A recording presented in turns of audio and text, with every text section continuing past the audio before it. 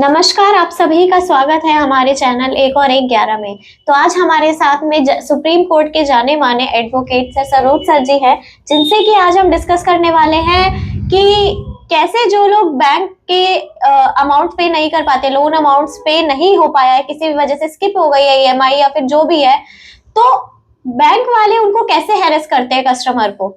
तो इसी बारे में आज हम डिस्कस करने वाले हैं। सर का क्या कहना है? तो सर धन्यवाद मैडम, बहुत अच्छा क्वेश्चन आपने पूछा। और ये आज का समय सोसाइटी के ये बहुत ही हॉट टॉपिक है, बर्निंग टॉपिक है, क्योंकि कहीं न कहीं से समाज के तबका जो है, एक कम्युनिटी जो है, एक क्लास जो है वो परेशान रहता है। ये बैंक के जो रिकवरी एजेंट अननेसेसरी परेशान करते हैं, इससे परेशान रहता है। अब इसमें क्या होता है कि जैसे मान लो कि आपने लोन लिया तो लोन लेने के बाद क्या होती है कि 3 ईएमआई आपकी बाउंस हो जाती है। 3 ईएमआई बाउंस हो जाती है तो बैंक वाले अपनी परेशानी आपको परेशान करना शुरू कर देते हैं। इसमें जैसे कि आप ये देखो कि एजेंसी बैंक वाले जो होते हैं, बड़े बड़े जो बैंक होती है, चाहे प्राइवेट बैंक हो या गवर्नमेंट बैंक हो, तो उसमें क्या होता है कि ये एक रिकंस्ट्रक्शन कंपनी एआरसी को अपॉइंट करती है, और एआरसी वाले जो होती है ना, उसको काम दे देती है कि भैया आप इनको हैरेस करो, टॉर्चर करो, और किसी से तरह से हो हमको पैसे ला के दो, रिकवर करवाओ।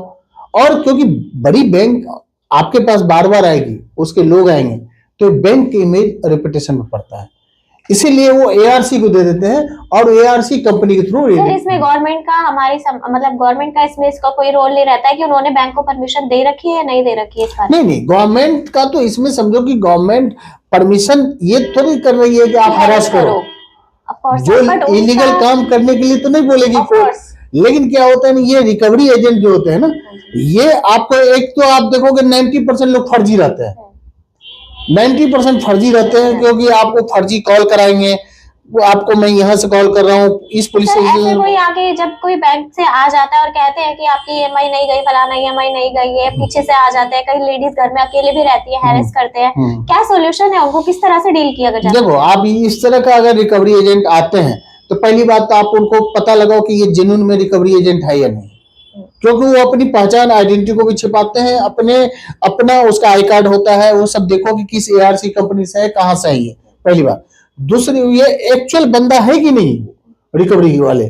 और दूसरी बात कि आप अगर इस तरह से हरासमेंट करता है तो उनको आप बात करो कि भैया पब्लिकली अगर इस तरह से आपके साथ करता है, पहले तो आप निगोशिएट करो उनसे, और निगोशिएट करने के बाद भी अगर लग रहा है कि बात नहीं बनती है, तो आपको अगर कुछ भी बदतमीजी करता है, गाली गलौज करता है, समाज सोसाइटी के बीच में रेपुटेशन को मलाइन करता है, तो आप सीधा, आपको कम से कम ये है कि क्योंकि ये गाइडलाइन है, आप अगर गाइडलाइन के बारे में कुछ क्वेश्चन है तो आप मेरे से के बारे में आप बताइए हमें क्या, क्योंकि देखो अगर गाइडलाइन, क्योंकि देखो क्या है कि सुप्रीम कोर्ट की और हाई कोर्ट की गाइडलाइन है। हाँ जी। और सुप्रीम कोर्ट ने बहुत सारे जजमेंट में भी, इवन हाई कोर्ट ने भी कुछ जजमेंट में बताया है। एक बहुत अच्छा जजमेंट मैंने सुप्रीम कोर्ट का पढ़ा था, Bank of India versus Debashish Roy Chowdhury, ये जजमेंट था, जिसमें सुप्रीम कोर्ट ने ये बोला था कि रिकवरी एजेंट पे ही था ये जजमेंट, और इस तरह से हरास करते हैं और इस तरह से परेशान करते हैं, क्योंकि अपना मसल्स पावर को अपने इस तरह का टॉर्चर करते हैं, तो इसके लिए उसके अगेंस्ट में ऑफेंस माना जाएगा, क्योंकि फाइनेंशियल क्राइम ये हो गया। दूसरी बात कि आरबीआई का भी 2015 में गाइडलाइन आई थी, 2015 में गाइडलाइन के सेक्शन क्लॉज उसका 2C में था, तो उसके हिसाब से भी ये इलीगल माना गया है। कहने का ये मतलब है कि सब कुछ इलीगल है। एंड ठीक है, इसके बारे में सर और भी बहुत सारी चीजें हैं, जैसे कि नीलामी एक टॉपिक है जो मेरे माइंड में है, तो इसके बारे में हम दोबारा इस बारे में डिस्कशन करेंगे।